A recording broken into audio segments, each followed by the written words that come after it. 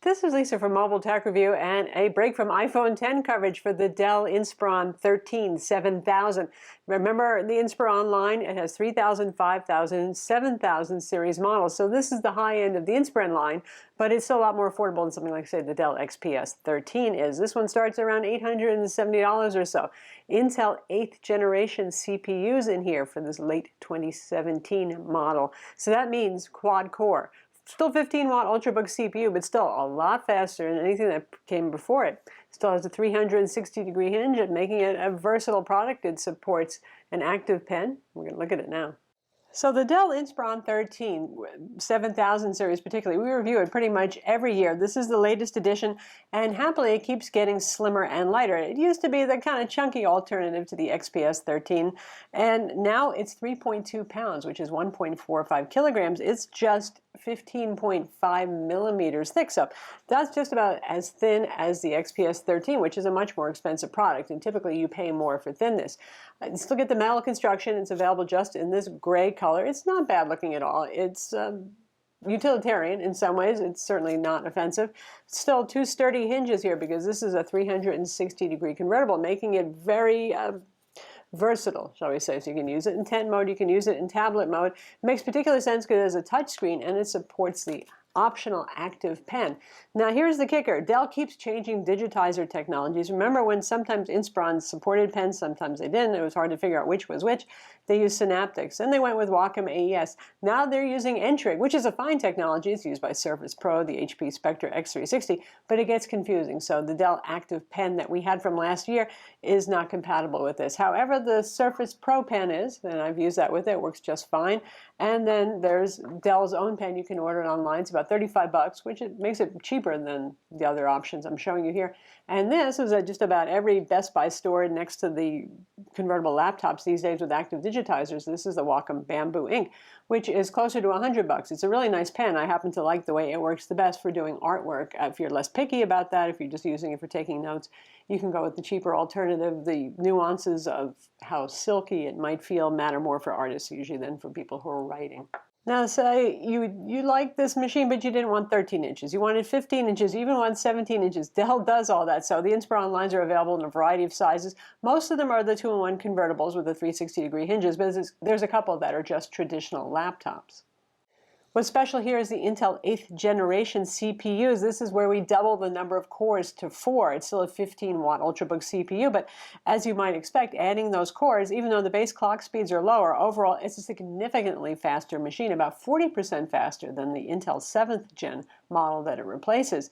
So if you had a need for speed and you were finding Ultrabooks just weren't quite cutting it for some of the things you were doing, was video exports, that sort of thing, compiling very large programs, even doing entry-level CAD work, where you really don't need the dedicated GPU yet, you're just dabbling around it and maybe doing it in high school, this is really going to offer the kind of punch that you were looking for to speed things up, which is certainly sweet.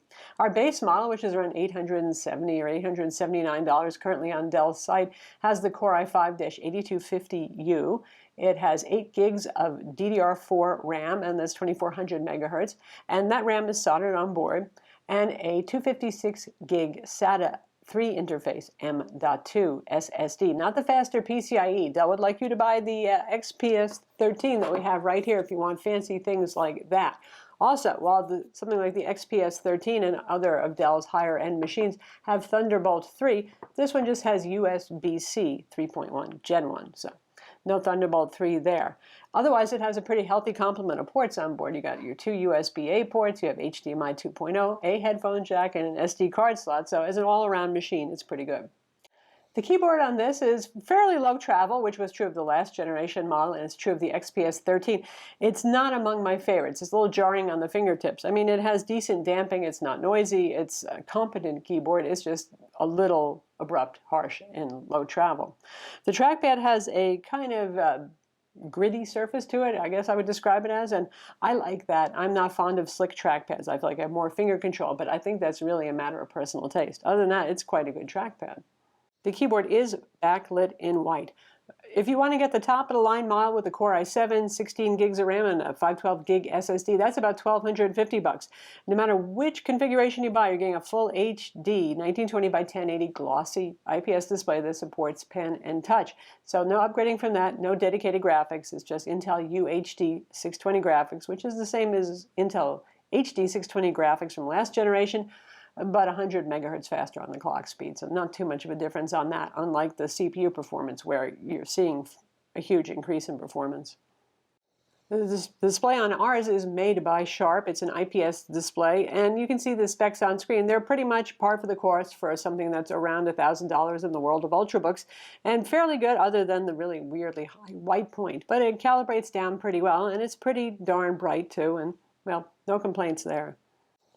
The pen experience is absolutely fine for note-taking. Like I said, I like the Wacom Bamboo ink feel better if you're using this for art. And they don't tell us which generation of N-Trig this is. I don't think this is cutting edge. I think we're talking probably sort of like the Surface Pro 4 level of N-Trig technology. And it's pretty decent for drawing. You can see some sketches that I've got going here.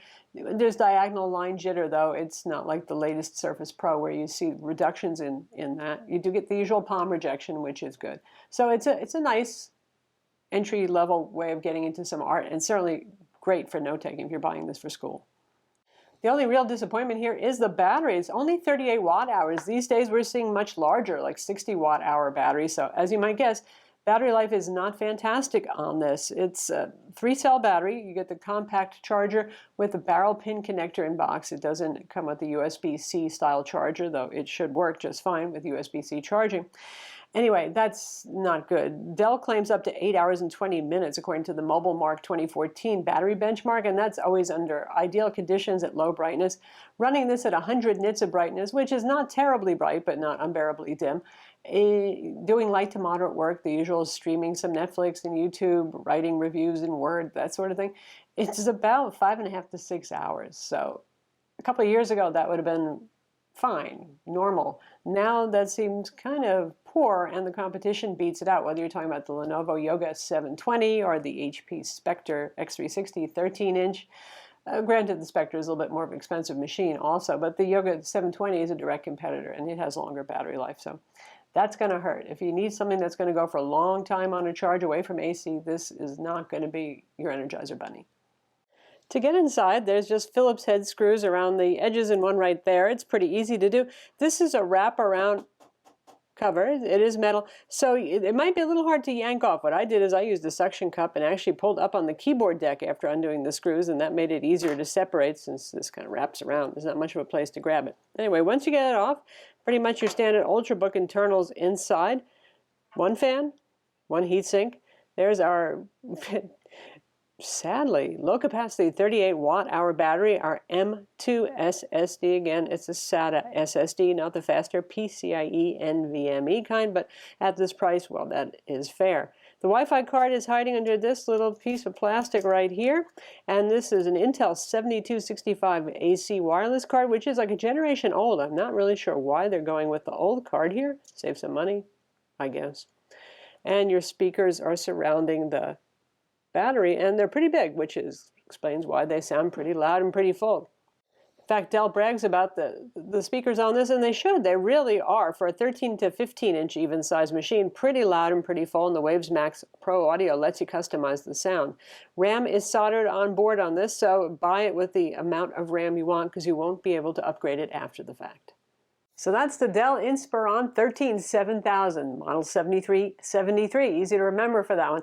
Anyway, late 2017 model, and it's a compelling Ultrabook. I mean, I've always liked the Inspirons because they're durable, they have metal chassis, they're great for back-to-school, college kind of stuff because they can take a lot of tumbling around in the backpack, all that sort of thing, and a lot of good value for the money. Like I said, a lot of the internal specs are the same as more expensive models like the XPS 13 when it comes to your CPU and your RAM and that sort of thing.